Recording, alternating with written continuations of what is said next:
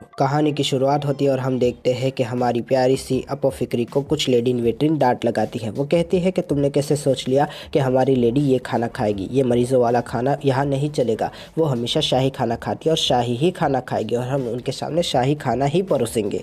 ये बात सुनकर हमारी लेडी इन वेटिंग मन में सोचती है कि अगर राजा का ऑर्डर ना होता तो वो यहाँ पर कभी ना आती। इसके बाद सीन शिफ्ट हो जाता है फ्लैशबैक में, जहाँ पर राजा के सामने हमारी अपोफिक्री खाने को टेस्ट करती है और कहती है कि इसे खाया जा सकता है। तभी राजा जी कहते हैं कि मुझे मशहूर ज़माना अपोफिक्री से एक काम है। और बस ये बात होती है कि हमारी पैसे अपोफिक्री कहती है कि मैं मशहूर कब से हो गई, मन में सोचती है असल में। फिर राजा कहते हैं कि मैं चाहता हूँ कि तुम लेडी लहुआ की पूरी तरह से खिदमत करो, और खिदमत करने का मतलब ये होता है कि उनको ठीक करो। बस ये बात होती है कि हमारी लेडी इन वेटिंग कहती है कि राजा का ऑर्डर मैं मना तो कर ही नहीं सकती, वरना मेरा सर तन से जुदा हो जाएगा। खैर अगर वो ठीक ना हुई तो भी मेरा सर तन से जुदा हो जाएगा। खैर बचने का कोई रास्ता तो है ही नहीं। फिर वो राजा के सामने हाँ में सर हिला देती है और ये भी सोचती है कि राजा ने आखिर ये बात अपनी दूसरी कॉन्क्यूबाइन के सामने क्यों की। सही में इनके मिजाज राजा वाले हैं, ये सोचकर उसके लिए उनकी। फिर हम देखते हैं कि सीन फिर से शिफ्ट हो जाता है। हमारी प्यारी सी अपोफिक्री सामान को समेटती है और उसको धक्के मार के बाहर निकाल दिया जाता है। वो कहती है कुछ ना कुछ तो करना ही पड़ेगा इसके बारे में, ऐसे तो नहीं चल सकता। फिर सीन शिफ्ट हो जाता है। हमारी प्यारी सी अपोफिक्री अपनी दोस्त के साथ बैठकर गप्पे हाँकती है। वो कहती है कि मुझे पता चला है कि तुम क्रिस्टल पवेलियन में शिफ्ट हो गई हो। तभी हमारी प्यारी सी अपोफिक्री जवाब देती है कि मुझे वहाँ पर लेडी लिहुआ की देखभाल करनी है। लेकिन तभी वो कहती है कि मुझे पता चला कि राजा ने खुद तुम्हें यह जिम्मेदारी दी है, तुम तो काफ़ी ज़्यादा मशहूर हो गई हो। लेकिन तभी वो कहती है कि ऐसी तो कोई बात नहीं है। फिर वो कहती है कि शायद एक ही इसका मौका बनता है, वो ये कि राजा को वेट पे भरोसा नहीं है, तभी उन्होंने ये जिम्मेदारी मुझे सौंपी है। फिर सीन शिफ्ट हो जाता है। हमारी प्यारी सी अपोफिक्री किसी रसोई घर में जाती है। असल में ये लेडी लिहुआ का रसोई घर होता है। वहाँ पर उनके लिए खाना बनाने के लिए वो वहाँ जाती है और रसोइये को सारे के सारे इलस्ट्रेशन देती है। कहती है कि क्या डालना है और क्या नहीं डालना। उस हिसाब से रसोइया उनका खाना बनाता है और वो खाना लेकर लेडी लिहुआ के पास जाती है। लेकिन उनकी लेडी इन वेटिंग उसे फिर से रोक देती है और कहती है कि इस तरह का खाना वो कभी नहीं खाएगी और उसे फिर से बाहर फेंक देती है। लेकिन तभी वो कहती है कि और भी ज़्यादा मेहनत करनी पड़ेगी। वो फिर से नीचे जाती है रसोई घर में और अच्छा सा खाना पकवा कर फिर से लेकर आती है।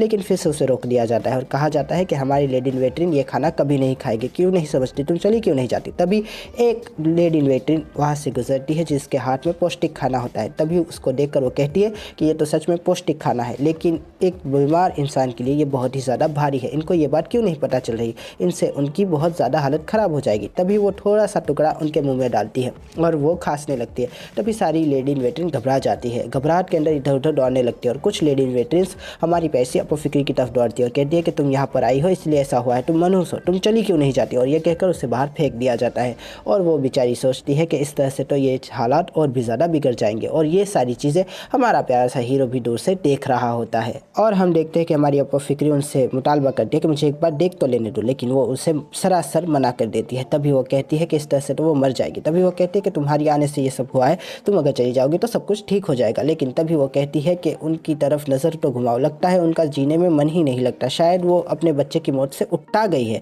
लेकिन उसकी बात नहीं सुनी जाती और उसे उठाकर फिर से फेंक दिया जाता है। खैर वो फिर से नाकामयाब कोशिश करने के लिए क्रिस्टल पवेलियन में हाजिर होती है और कहती है कि लगता है मेरे सर को तन से जुदा होने से कोई नहीं रोक पाएगा, क्योंकि राजा के फरमान का तो मजाक बना दिया गया है। लेकिन तभी वहाँ पर जिनसी आता है जो कि हमारा मेन हीरो है।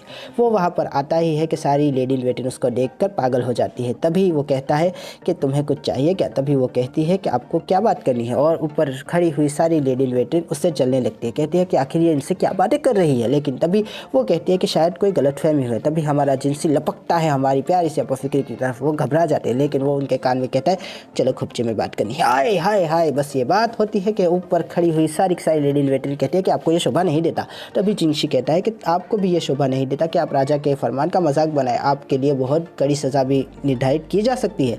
लेकिन तभी वो कहते हैं कि हम तो ऐसा कुछ कर ही नहीं रहे थे। तभी वो उस नज़र से देखता है जिस नज़र से लड़कियाँ पागल हो जाती है और दोनों बेहोश ही हो जाती है। फिर हमें लेडी लिहुआ दिखाई जाती है और हमारी प्यारी सी अपोफिक्री उनकी जांचबीन करती है। जांचबीन करते हुए वो उन्हें दलिया खिलाती है, लेकिन दलिया खिलाते वक्त वो ये देखती है कि उनसे ये पच नहीं पा रहा। वो सोचती है कि इनकी हालत मैंने सोचा था उससे ज़्यादा ख़राब है, मुझे और भी पतला दलिया बनाना पड़ेगा इनके लिए। लेकिन तभी वो उनके चेहरे को ज़रा गौर से देखती है और उन्हें पता चलता है कि उनके चेहरे पर वही वाइट पाउडर लगाया हुआ होता है जो कि जहरीला होता है, जिसके बारे में उसने बताया था और जिसे यहाँ पर बैन कर दिया गया था। लेकिन फिर भी ये वहाँ पर था और उनके चेहरे पर लगाया गया था। वो एक लेडी इन वेटिंग को देखती है और उसकी तरफ बढ़ती है और कहती है कि मुझे एक बात बताओ, तुम ही इनके मेकअप का ख्याल रखती हो ना? तभी वो कहती है कि हाँ, हमारी लेडी इन वेटिंग बीमारी में भी एकदम चकाचक लगनी चाहिए। और बस ये बात होती है कि वो कहती है कि सही कहा, एकदम चकाचक, और एक चकाचक उसके गाल पे दे देती है। वो नीचे गिर जाती है और उसके बालों से पकड़कर उसको दराज की तरफ खींच के लेकर आती है और दराज एक के बाद एक खोलकर वो व्हाइट पाउडर का डब्बा निकालती है और उसके ऊपर उंडेल देती है और कहती है कि ये व्हाइट पाउडर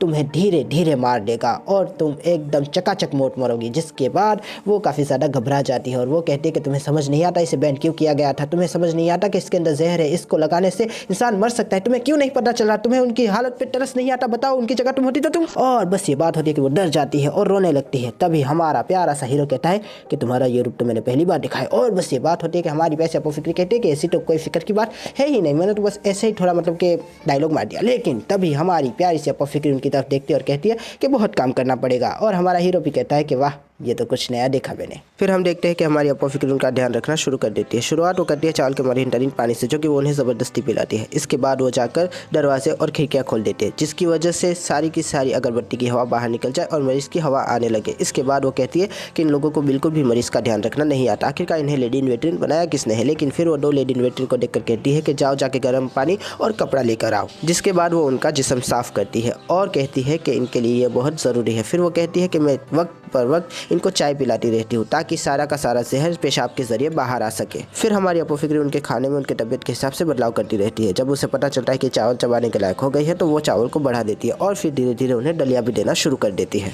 हमें पता चलता है कि जो लेडी इन वेटिंग उनका मेकअप करती थी उन्हें कैद कर लिया गया था और उस किन्नर को भी सजा दी गई थी जिसने वो पाउडर ढूंढ के उन्हें दिया था। खैर, ये तो होना ही था। हम देखते हैं कि हमारी अपोफिक्री कपड़े सुखा रही होती है। तभी वो उसके पीछे से आकर कहता है कि तुमने आराम किया। तभी वो कहती है कि आराम हराम है। लेकिन तभी वो कहता है कि मैं तुम्हारे लिए कुछ खाने के लिए लाया हूं। और जैसे वो खाने की चीज़ देखती है तो पागल हो जाती है और कहती है कि ये तो मेरी पसंदीदा चीज़ है, मतलब किसको मेरी पसंद नापसंद का अच्छे से मालूम है। ऐसे ही मर्द आगे चल के अच्छे पति साबित होते हैं। लेकिन फिर वो सोचती है ये तो एक किन्नर है। तभी वो उसके पास आ जाता है और कहता है कि तुम्हें कुछ चाहिए क्या। और बस ये बात होती है कि हमारी प्यारी सी अपोफिक्री इस मौके से फ़ायदा उठा देती है और कहती है कि हाँ, मुझे कुछ चाहिए। और फिर हम देखते हैं कि वो कुछ बना रहे होते हैं, असल में वो एक शेड बना रहे होते हैं। तभी वो कहता है कि ये लोग तो पसीने से नहा गए। तभी हमारा प्यारा सा न्यारा सा भोला सा बाला सा हीरो कहता है कि अगर नहा गए तो क्या अच्छी बात है ये तो। फिर तो हम देखते हैं कि हमारी प्यारी सी अपोफिक्री कहती है कि हर मुमकिन चीज़ से फ़ायदा उठाना चाहिए।